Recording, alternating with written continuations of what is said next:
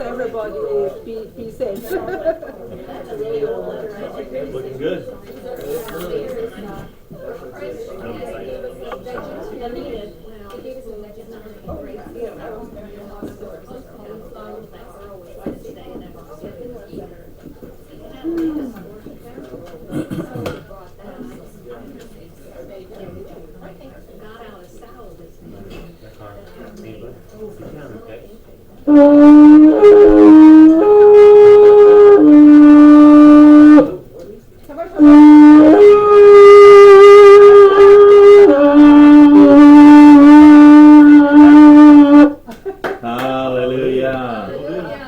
Shabbat Shalom, everyone. Welcome to the Miqra. Hallelujah. We are gathered together in His name today. And the Shabbat is for that reason. Hallelujah. He gave Adam the Shabbat. The day after Adam was created from the dust of the ground, He gave him the Shabbat. And so that ought to indicate to us that the Sabbath was not just for an isolated group of people that we call Israel or the Jews, but that the Sabbath was made for all mankind. And it really is an invitation to enter into His rest and to into His fellowship. And so here we are, fellowshipping on the Sabbath. We are at that place where we're going to do a teaching from the book of Deuteronomy. We've been studying through Deuteronomy, and we've noted some important things, and that is that the call, the refrain, the chorus just keeps being repeated over and over again, that you shall obey Yahuwah your Elohim. That's the Shema, and you shall obey the statutes and right rulings that the Father has given us.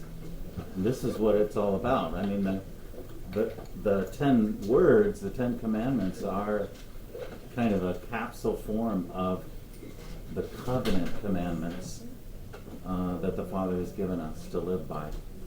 And so that doesn't change any more than Elohim changes.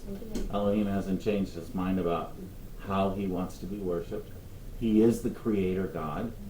He deserves, he deserves to call the shots. He deserves to make the rules because he is Elohim. And so Deuteronomy seems to be repeating that chorus over and over again, that we need to obey in all things and all other forms of worship.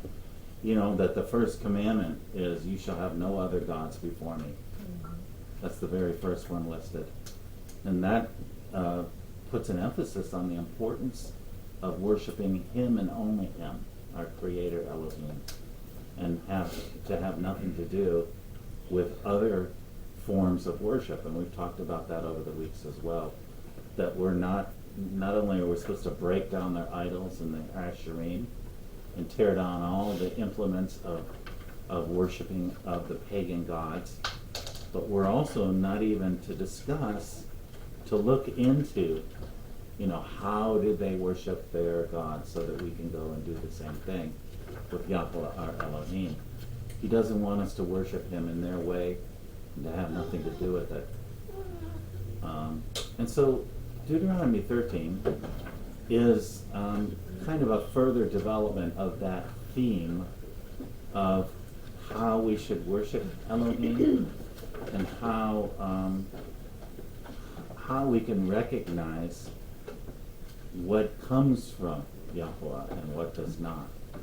And so the subtitle to the teaching today from Devarim 13 is Testing the Prophets and You, with an emphasis on you. Testing the prophets and you. Because we saw that Elohim tested His people in the wilderness, right? I mean, He caused them to hunger and to thirst. And it says in Deuteronomy 8:3 that He did this to test us, to find out what was in our heart, to see whether or not we would obey all of His commandments. So He, along the way, He tests His people to find out, if we really mean what we say. And so that's kind of the development of chapter 13 of Deuteronomy. And we're going to look at how to test the prophets and you. me too. Not just saying you, like I'm excluded from that. So Deuteronomy 13:1 and 2. Let me start right there. If a prophet or a dreamer of dreams arises among you and gives you a sign or a wonder, and the sign or the wonder comes true, concerning which he spoke to you, saying, let us go after other gods, whom you have not known, and let us serve them. And so here the Father is warning us that there will be prophets that are not of him, and dreamer of dreams that are not of him. They're not coming from him. And yet, what's fascinating here is that these false prophets are going to have signs and wonders.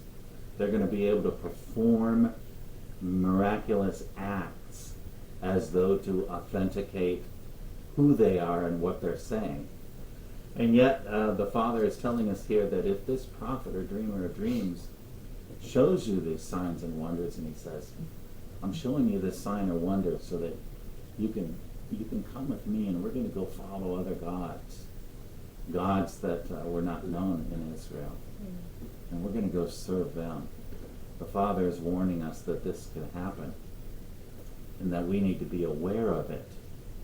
And another one of the things that Moshe does in Deuteronomy is he gives us warnings along the way about what not to do, what to look out for, so that we don't fall into the trap and the snare of the evil one and be enticed and seduced into doing these things which the Father hates, worshiping these other gods.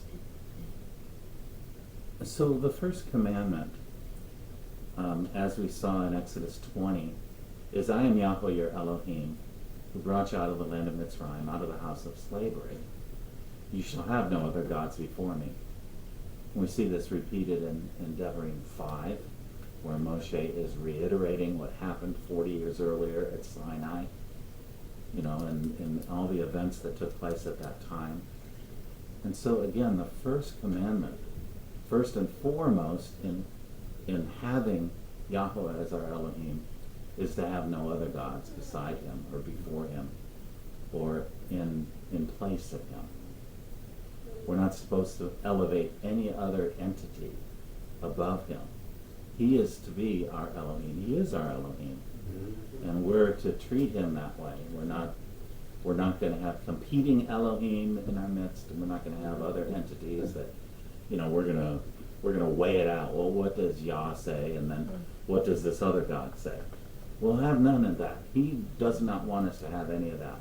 This weighing out of, well, on this matter, I'm gonna obey Yahuwah, but on this other thing, I'm gonna obey, this other God, this other worship system. No, you shall have no other Elohim before me. Deuteronomy 6, we saw kind of a further development of this first and most basic theme of having no other Elohim. Deuteronomy 6:13-15 says, and ye shall fear only Yahweh your Elohim, and ye shall worship him and swear by his name. Ye shall not follow other gods, any of the gods of the peoples who surround you. For Yahweh your Elohim in the midst of you is a jealous Elohim. Otherwise the anger of Yahweh your Elohim will be kindled against you, and he will wipe you off the face of the earth. So here is very clearly the consequence of following after other gods. He's jealous. He's not going to tolerate it if we have other gods before us. And so you shall not follow any other gods. Deuteronomy 8, verses 19-20, further develops the same theme. It shall come about if you ever forget Yahweh your Elohim and go after other gods and serve them and worship them. I testify against you today that you will surely perish. And so Elohim is telling us, he's swearing an oath that this is what's going to happen to the people that go after other gods. You will surely perish. That's the consequence. That's the end result. Like the nations that Yahweh makes to perish before you, he said, so you shall perish, because you would not listen to the voice of Yahweh, your Elohim. And so, we're quick to point out that the pagans, the people that don't accept our religious faith, our faith in the living Creator Elohim, they're going to perish. They're going to pay the consequences. In some theologies, they're going to be burning in an everlasting flame, forever. And what I think the Scripture is really telling us, and I did a teaching on this a while back, is that the second death is that these people will perish. That's what we're to fear. We're to fear the one who can send anyone to the second death, because anyone on earth can kill another human being. But those of us who are on the earth cannot send anyone to an eternal destruction. Yahuwah, our Elohim, is in charge of that one. And so we're to fear him. But like the nations that turn away from Elohim, if we claim to know him and to serve him, we love Jesus, we love the redemption, we talk about him dying on the tree and all those other things, those facts from the Scriptures, if we talk about all that all the time, but we still go and we worship Elohim, our fate is going to be the same as those who don't even acknowledge him in any way. Because he's a fair and just and righteous Elohim. His judgment is going to be based upon what a man does. Not what he says, but what he does. And so all of those who worship the other gods are going to have a similar fate, and that is to perish in the second death. Now, Messiah was talking about the false prophet, the dreamer of dreams, who performs signs and wonders in order to authenticate his message. And just as Moshe was warning us that these things are going to happen, Messiah Yahushua warned us that these things are going to happen. Matthew 24, 4 and 5. He says, Yahushua answered and said to them in response to their question about what will be the time of your coming and of the end of the world. He said this, see to it that no one misleads you. And that's what these people are doing that are trying to entice us to worship other gods. They're misleading us into a path that is not good. So he says, see to it that no one misleads you, for many will come in my name saying, I am the Messiah, and will mislead many. Because that's the way of the enemy, is he wants to seduce us and to lure us into a path that will lead to our destruction. Because isn't that what he's all about? He came to steal and kill and destroy. That's kind of like his slogan, his mission, that he comes to steal and kill and destroy. And so Messiah warned us that these things would happen. See to it that no one misleads you. The word mislead here is from the Greek planao, or some would say, this is where we get our word planet. It's a wandering star, as it were. Planao means to cause to stray, to lead astray, or to lead aside from the rigid way, or to go astray, or to wander about. And so the warning in Devarim, as well as the warning here by Messiah, is that be careful that you don't let anyone lead you astray, cause you to wander away from the path that you are to walk in. And he makes very clear to us what that path is, as I've mentioned already, to obey him, his statutes and his judgments, to obey all of his commandments always, because that's the path to life through the Messiah's death on the tree. And so Messiah said further on down in Matthew 24, he said this in verses 23 to 25. He says, then if anyone says to you, he's warning about these false prophets that were to come. So if anyone says to you, behold, here is the Messiah, or there he is, do not believe. For false messiahs and false teachers, false prophets, will arise and will show great signs and wonders so as to mislead, if possible, even the elect. Behold, I have told you in advance. And just as Moshe is warning us in Deuteronomy 13, he says, if this prophet or dreamer of dreams comes along and he gives you this message saying, let's go after Elohim, and he authenticates his message by performing signs and wonders, same two words as Messiah uses here. Great signs and wonders these prophets will perform in order to deceive. And so we have an expectation that this is going to happen. Don't just believe anybody that performs signs and wonders. Because the devil also has a little bit of access to that kind of thing. He performs counterfeit miracles and wonders. And so don't be deceived by that. Listen to the message. Listen to the message. That's key in understanding who the true prophet is and who the false prophet is. Listen to the message. Is he leading us? Is this prophet or dreamer of dreams telling us that we should serve only Yahuwah our Elohim? Or is he saying, let's go off on after these other gods. Let's think about the way they do things and let's mimic them because it's really cool the way they worship. No, we can distinguish between the true and the false prophet by listening to what they're telling us to do. To be faithful to Yahuwah our Elohim. That's what the true prophet does. And to slip into other religious forms and systems. That's what the enemy's going to tell us to do. We need to be faithful to his word and to the way that he tells us to worship him, the things that he tells us to do, how to behave and act, and obeying his commandments. We don't obey the commandments of men. We're not obligated to obey, let me put it that way, the commandments of men or the commandments of these other religious systems when they are different from the commandments of our Father in heaven. So the Messiah has given us warning that these false prophets are going to come and show signs and wonders. And so we see that again in the book of Revelation.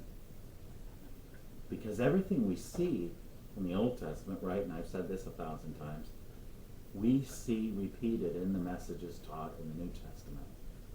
And that's how we know we're properly interpreting the New Testament passage, is if it's in agreement with what the Old says, what the Torah and the prophets have to tell us. So Revelation 13:11 through 13, we're talking about the beast here now, the beast system. And then I saw another beast coming up out of the earth, and he had two horns like a lamb, and he spoke as a dragon. He exercises all the authority of the first beast in his presence, and he makes the earth and those who dwell in it to worship the first beast, whose fatal wound was healed. He performs great signs, so that he even makes fire come down out of heaven to the earth in the presence of men.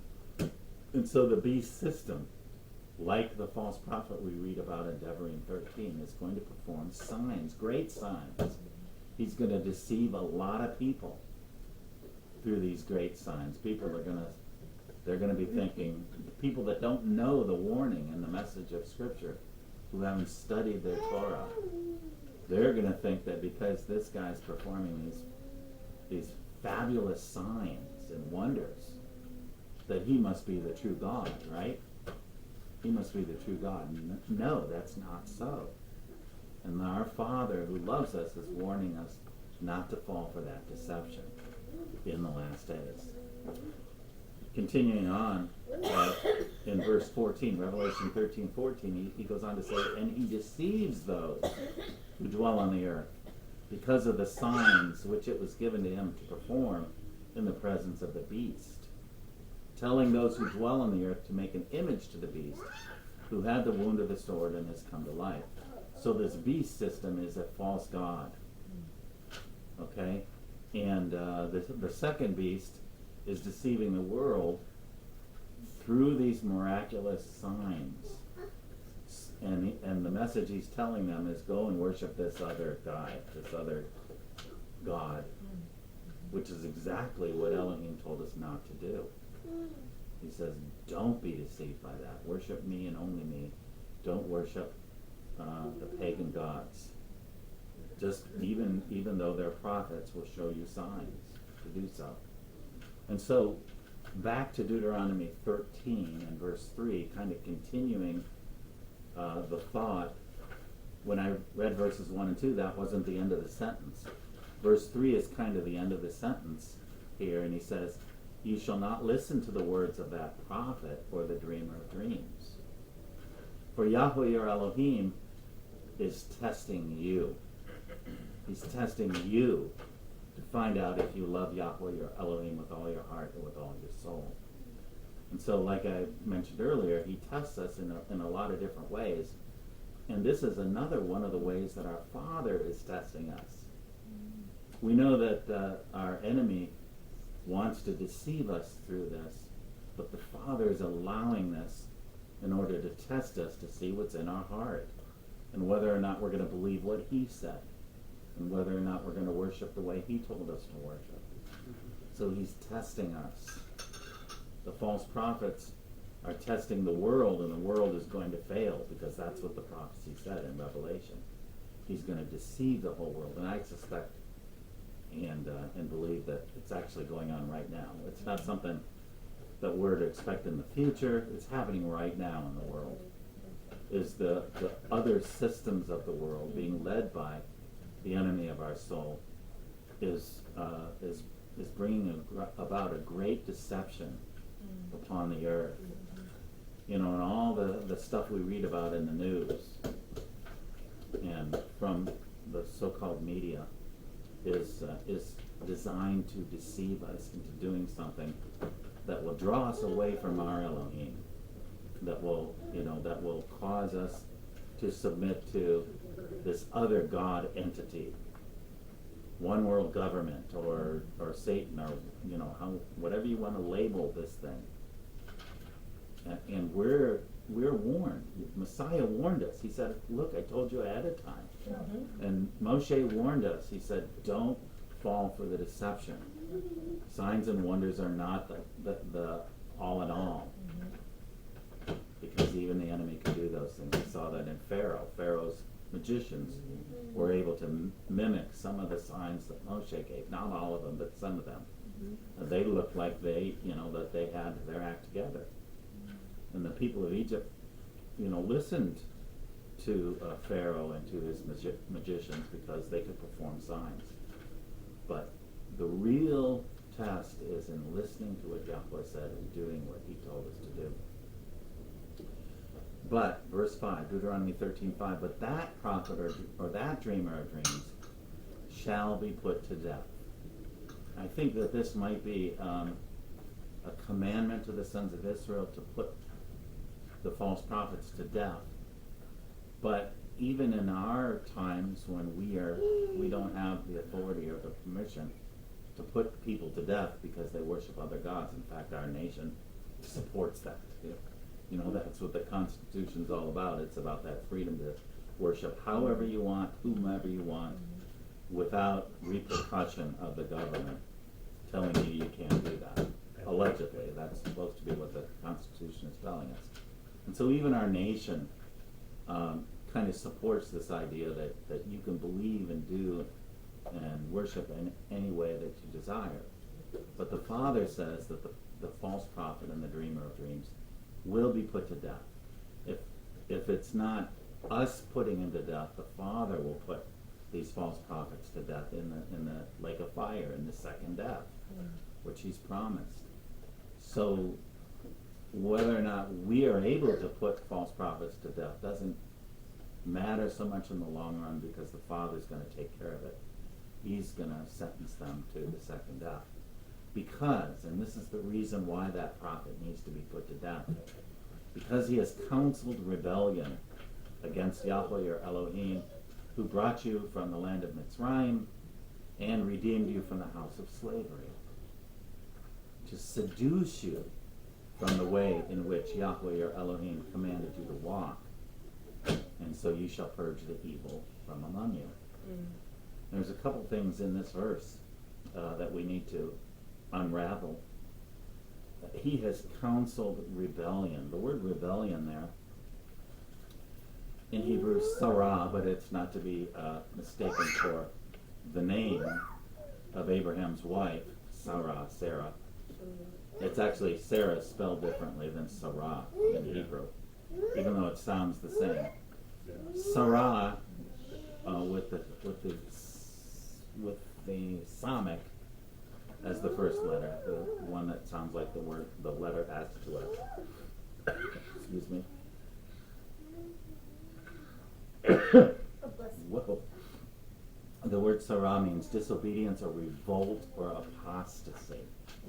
So the dreamer of dreams, or the prophet that's showing signs, telling you to worship other gods, is causing you or trying to seduce you into committing apostasy, turning away from the living Elohim. Literally, the way that I read this from the Hebrew is, he has spoken revolt. Instead of he has counseled rebellion against Yahuwah, he has spoken revolt against Yahuwah, your Elohim, because he's trying to seduce you into worshiping other gods. That's the revolt.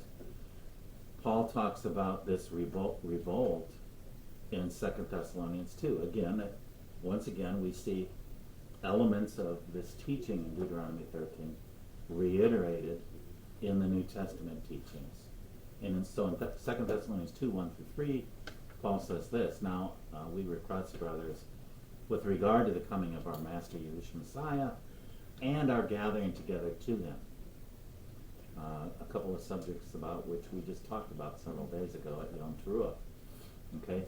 "That you should not be quickly shaken from your composure or be disturbed either by a spirit or a message or a letter as if from us." And these are the different ways this communication can come about to us. A spirit can tell people, this is what you need to do, or a message from somebody, a false prophet, a letter from somebody who claims authority, to the effect that the day of Yahweh has come, which is a deception. If somebody's telling you that the day has come, it's a deception because it's not come. Because then Paul goes on to say, "Let no one in any way deceive you, for shall not the apostasy come first." And that's the word we're talking about here, the Hebrew word sarah, the apostasy, the rebellion against Yahweh to turn and serve other gods. "Shall not the apostasy come first, and the man of lawlessness be revealed, the son of destruction?"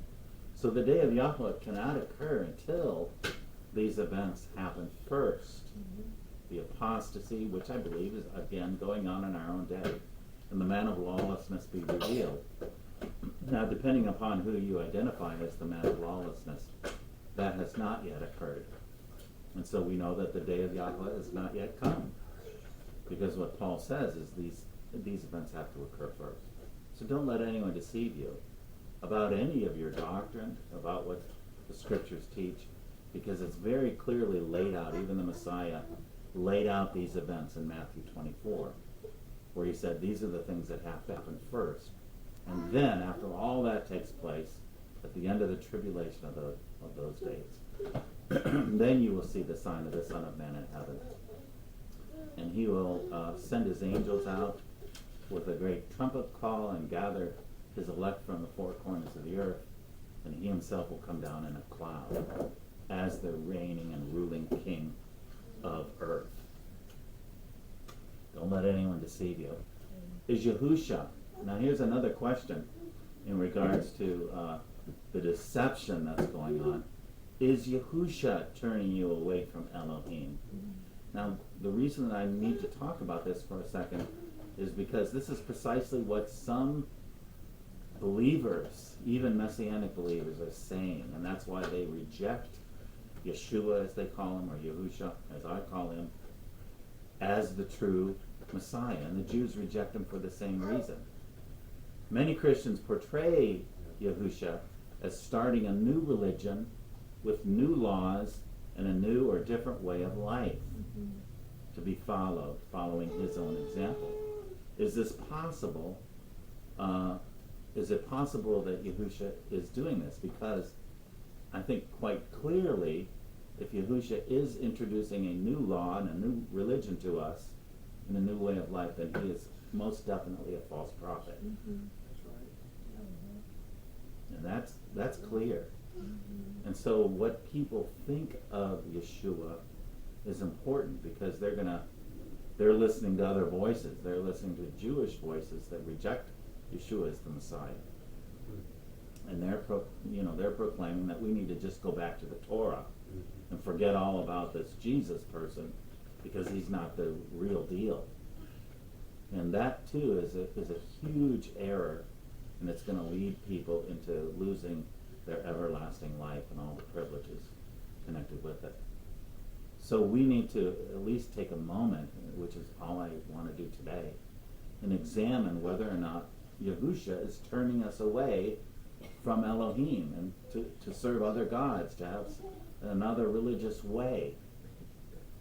If he started a new religion and did away from the Father's laws, then he's clearly leading us into a path of following other gods, worshiping in a different way than what the Father has commanded us to worship him in, the way of life that he's given us. And so Jesus would be a false prophet if he were doing this. But I want to show you a couple real quick scriptures. Yahushua performed signs and wonders. And so the signs and wonders that he performed need to be examined, like I said earlier, not as an end-all to prove who he claims to be, but we need to listen to his teaching as well and find out whether in his teaching he's teaching rebellion against the Father. So anyway, two quick verses about performing signs and wonders. In 4th Gospel, chapter 2, at the wedding feast, it said regarding the fact that he turned the water into wine, it says that this beginning of his signs, and that's the word we're talking about, signs and wonders, this beginning of his signs Yahushua did in Cana of Galilee and manifested his glory, and the disciples believed in him. Okay, so he did perform signs and wonders.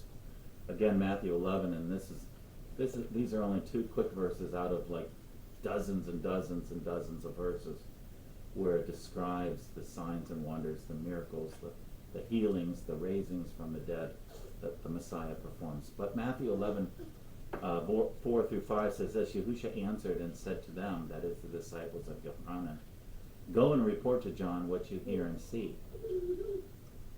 The blind receive sight, the lame walk, the lepers are cleansed, the deaf hear, the dead are raised up, and the poor have the gospel preached to them.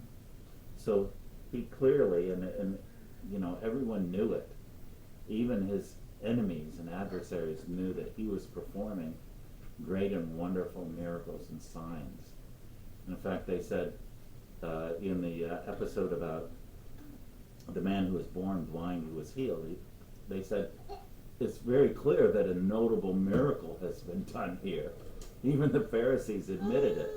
We can't explain it, but we got to keep the people from worshiping, from listening to this guy and following him, because he's going against our plan. And now I'm kind of paraphrasing a little bit, but even the Pharisees admitted that he was performing great signs and wonders. It could not be denied. So secondly, his teaching. And this is the most important part of what the Messiah did. Of course, his signs and wonders authenticated what he was saying, but what he said had to be in agreement with the warning given to us in Deuteronomy 13. He said in the 4th Gospel, 14:10, do you believe that I am in the Father, and the Father is in me? The words that I say to you, I do not speak on my own initiative, but the Father abiding in me does his works. And so here he's attributing to the Father the very words that he's speaking, because they're not his own words. He's not doing it on his own accord or on his own initiative, as this translation says, but it's the Father who's speaking these things and doing these things through him. And then again later on in 4th Gospel 14:24, he says, he who does not love me does not keep my words, and the word which you hear is not mine, but the Father's who sent me. So any accusation that Yahushua was leading people away from the Father and away from the true worship of Elohim, to worship other gods and to worship in other ways, how the pagans worship their gods, is flatly denied and contradicted here by Yahushua's own words. He only spoke what the Father showed him to do. And so this is the reason why we have to reject the notion that Yahushua might be a false prophet and that we should just reject, everything about him. Because he spoke the Father's words. And no one contradicted him on this point. They knew that he was speaking the Father's words. They could not contradict him. The Pharisees and the Sadducees tested him over and over, but they could not contradict him, and they could not prove that he was speaking what was false about the living Elohim. So the notion that Yahushua might not be the Messiah, that he's a false prophet, is flatly contradicted by the Scriptures. So we need to reject that train of thought and that path that some people have followed, and be warned not to believe the things that people are saying that again contradict the Scriptures. 1 Corinthians 5 verses 12 through 13, and I'm reading these two verses because I'm showing once again that what is talked about in the Old Testament is reiterated in the New. And the place where it's spoken of is at the end of verse 5, Deuteronomy 13:5, where it says, these false prophets and dreamers of dreams are counseling rebellion, and they're seducing you from the way in which Yahweh your Elohim commanded you to walk. And then he makes this kind of summary statement: so you shall purge the evil from among you. You shall purge the evil from among you. And so Paul picks up this thought in 1 Corinthians 5. It's in a little different context. It's in the context of a man who took his father's wife, or his stepmother, if you will, and was having a relationship with this woman. And so he says, what have I to do with judging outsiders? He's saying, I'm not telling you this so that you judge outsiders, people that are not of the faith. He says, what do I have to do with judging outsiders? Do you not judge those who are within the assembly? And so this is what we're to do when we purge the evil from among us. We're not condemning outsiders. I mean, their judgment is coming. The Father's going to take care of it. But we are to purge and to judge and to have some sort of say in terms of what people who call themselves Israel, sons of Israel, members of our assemblies and communities, we're to judge them, because those who are outside Elohim judges. Therefore, now he's quoting from Devarim 13, kind of a paraphrased quote: remove the wicked man from among yourselves. And that's what it means to purge the evil from among yourselves. We remove the wicked person. If a person is teaching rebellion or is committing, these ghastly sins in the midst of the assembly and with the approval of the assembly is supposed to come down on him and purge that person out of the assembly. So excommunication is a thing. It's a biblical thing. And it has a very important purpose. So moving on. Okay. There's a second scenario. We just talked about the first scenario that Moshe speaks of, which is, if a prophet or dreamer of dreams comes along and he speaks this message, showing you signs and wonders.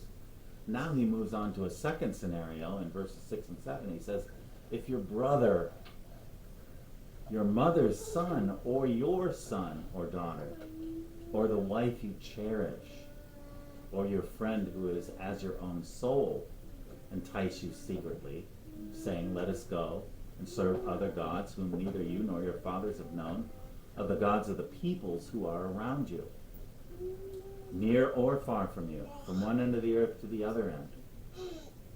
And so this is maybe a little bit different. This might even be a little harder than the first one, because he's talking about your own family, the person that you're closest to, your brother, your mother's son, your own son or daughter, the wife you cherish. And the word there actually means the wife who is of your bosom, the one that is close to your body, the wife that you've married. or the friend who is as your own soul, like Jonathan was the friend of David. Somebody who's just really very close to you, and they entice you secretly, saying, let us go and serve other gods.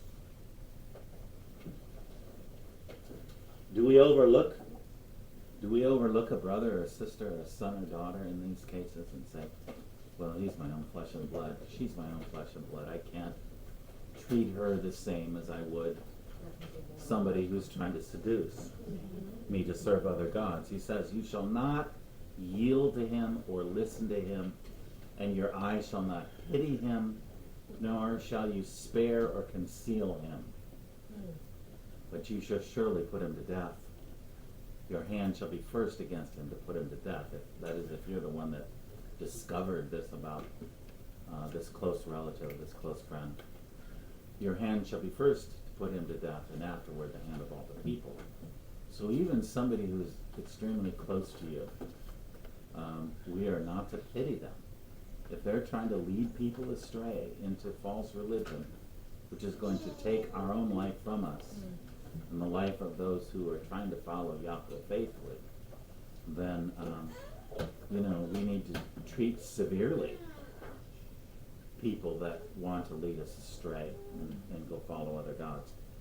So here's where the Messiah spoke a very similar word, and it's actually not coincidentally though something that we already talked about today. Matthew 10 verses 35 through 7. Who do you love more? And so the Messiah said this to his disciples, for I came to set a man against his father, and a daughter against her mother, and a daughter-in-law against her mother-in-law, and a man's enemies will be the member of his household. So this is what he's talking about here. He's talking about people that are very close to us, but that are trying to seduce us and lead us astray to follow after other gods. That's what Messiah is talking about here. He says, he who loves father or mother more than me is not worthy of me. And he who loves son or daughter more than me is not worthy of me. So what he's saying is there's going to be these instances where your father or mother or sister or brother or friend or wife are going to put themselves at odds with you and your relationship with Elohim, and they're going to try to seduce us into another way, or into not believing the promises, or to turn away from our faith in Elohim. And so this is why Messiah came, or one of the reasons, one of actually many reasons. But here he's describing how that he came for this purpose, to set distinctions between people, between those who are going to worship Elohim the right way, and those people who are going to try to seduce us into worshiping the wrong way, or to worship other gods. And so this is a situation that I think probably everyone in the room has experienced, or is currently experiencing, and that is that even members of our own household are not living by Yah's standards, and so we can't have pity on them. We can pray for them. Don't hear what I'm not saying. We pray for them, and we intercede for them, like Moshe did the sons of Israel, and we do all we can to witness to them, to show them the word, and to lead them in the right path. But when it comes to the end of the day, we can't be caught up in what they're doing. We have to be separate from them, and go the way the Father has instructed us to go. And sometimes that means we have to leave father, mother, sister, and brother, and friend, and wife behind. We have to leave them behind sometimes. And I know that we've all experienced that, and it's hard. It's very hard, and we struggle with that. But this is what the Father's telling us, because if we give in to that, we're going to be enticed to worship against the way the Father has commanded us. We're going to be seduced into accepting alternate forms of worship, and accepting the worship the way that other nations and peoples worship their gods. And then we're going to be on the outside looking in. Devarim 13:10 through 11. Then so you shall stone him to death, because he has sought to seduce you from Yahuwah your Elohim, who brought you out of the land of Mitzrayim, out of the house of slavery. And then all Israel will hear and be afraid, or hear and fear, and will never again do such a wicked thing among you. And so the question I'm going to ask and then try to answer, maybe we could discuss this after the teaching, is does capital punishment really work effectively? And I would suggest that it does. It's not 100% deterrent against capital crimes, but it will go a long way to dissuade people from going in a path. Like if there's no consequence to our sin, then people are going to do anything and everything, right?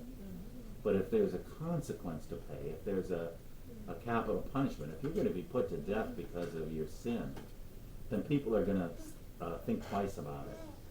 And they're not going to perform. Most people are not going to do these things that are wicked in the Father's sight, that put people's lives at risk, put families at risks, adultery and fornication and stealing and killing, all those things that are capital offenses.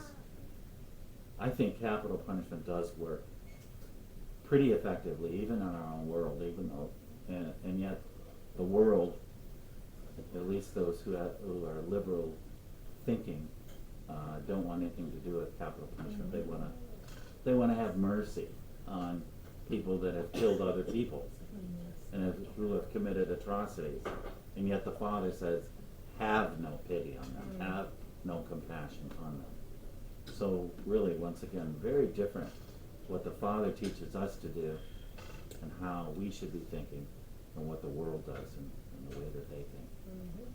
But we will hear and fear, and we will be dissuaded against committing these things and against leading people astray.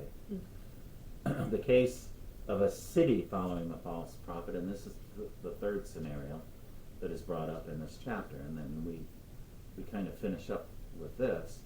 Devarim 13:12-13, if you hear in one of your cities, which Yahuwah your Elohim has given you to live in, anyone saying that some worthless men have gone out from among you and have seduced the inhabitants of their city, saying, let us go and serve other gods, whom you have not known.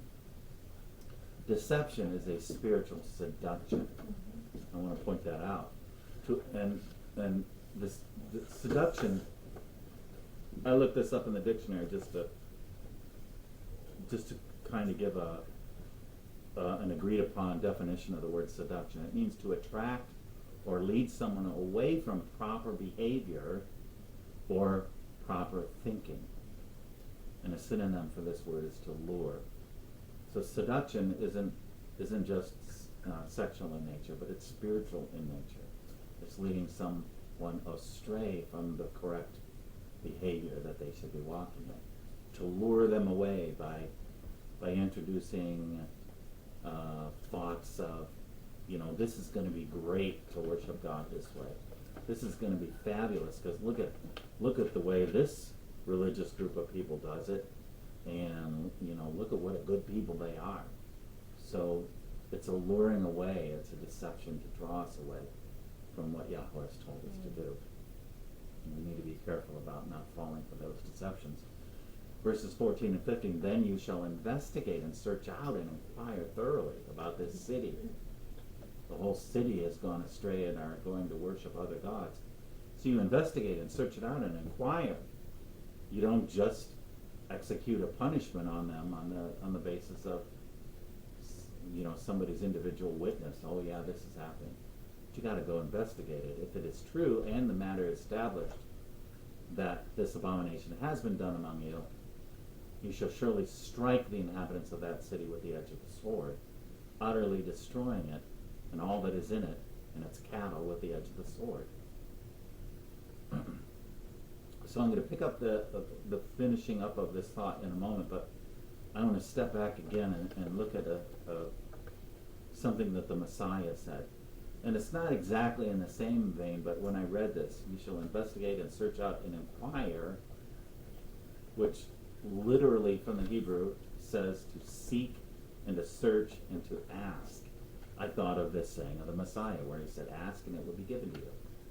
Seek and you will find. Knock and it will be open to you. For everyone who asks receives, he who seeks finds, and to him who knocks it will be opened. So we're talking about, and the Messiah is putting this in a different context, obviously. This investigating this situation. To ask and to seek. That was the other one. To seek and to search and to ask is what he's saying. In terms of, did this atrocity really happen in this city? And when we find out that it did, then we're to treat them like, as it's instructed here, that we should utterly destroy the city. Because that city's sin is going to lead other sons of Israel into sin as well. And so it goes back to this idea of purging out the evil from among you. If the whole city is worshiping other gods, then the whole city needs to be purged from Israel. And so this similar language that Messiah used here in a different context indicates to me that he has the words of Devarim in mind, but he's applying it to a different situation. That we're to investigate things. We're not just supposed to take one person's word for it, but we find out, we ask, and we seek, and we knock. And this applies to prayer. When we ask and seek and knock, when we're inquiring of Yahuwah and calling out to Yahuwah, then he's going to answer those prayers as well. Yeah. And so back to the city that committed this atrocity, then you shall gather all of its booty into the middle of its open square and burn the city and all its booty with fire as a whole burnt offering. Or the Hebrew says just the whole thing. You shall burn with fire the whole thing, the whole city with all the goods and that are gathered up into the middle of the square, the open square of the city, and you burn it down. You destroy it completely. And this is what purging means. We're to purge the evil. We're to get rid of it. Have nothing to do with it. And it shall be a ruin forever. It shall never be rebuilt. A complete destruction, which was supposed to be done to all the worship instruments of the other gods. Remember, we read that previously.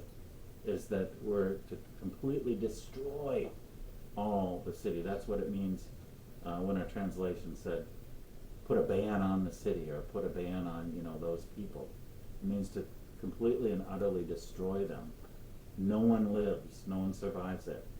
Because if you allow the people to survive it, then they're going to come back later and haunt you and seduce you, which is being described here in Deuteronomy 13. And so I suppose that you could say that Deuteronomy 13 is written in the event that the sons of Israel don't do what they were initially told to do, which is completely destroy the pagans. Because now, in Israel, when you find a whole city of people that are going after those gods, we're to completely destroy the city, like we were supposed to have done before, but didn't do. And so the Father's heart is love and compassion and forgiveness and bringing people into relationship with himself. But when people are rebellious and turn away to other gods and will not listen, with a stiff neck and a stubbornness about them, they're going to go worship the way they want to worship, then the Father's mind is to destroy them. And we don't like to think about that so much. We want to consider Elohim as just loving and forgiving, but he also has the other side of him in balance, that he's going to destroy those people that are in rebellion against him. And so nothing from that which is put under the ban, verse 17, shall cling to your hand. You're not supposed to hold on to the good stuff, the gold and the silver.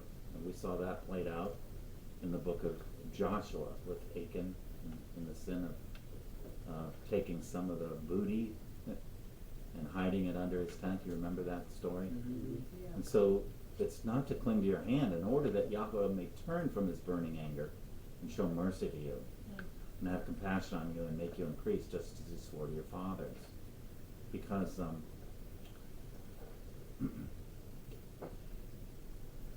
he wants to. People were wondering why, when they went to the next battle, that many of them got killed, and they realized that somebody had disobeyed the commandment. And they discovered who it was, and they took care of matters. They burned him and his household. They destroyed him. And so the same applies, to a brother, a sister, a mother, a close friend, a wife. Those people need to be destroyed, or they will be destroyed if they don't repent. But we're not to be connected to them because they're going to lead us astray. So that same principle carries on throughout, many passages of Scripture, including this one, where the family, the person, the city, whoever it is that's trying to turn us away from Elohim, the same judgment is to be performed on this. And then we come to the final verse of this chapter, and it's the chorus of Devarim. Again, it's the repeated refrain that we've been seeing all throughout Deuteronomy about Elohim. He says, if you listen.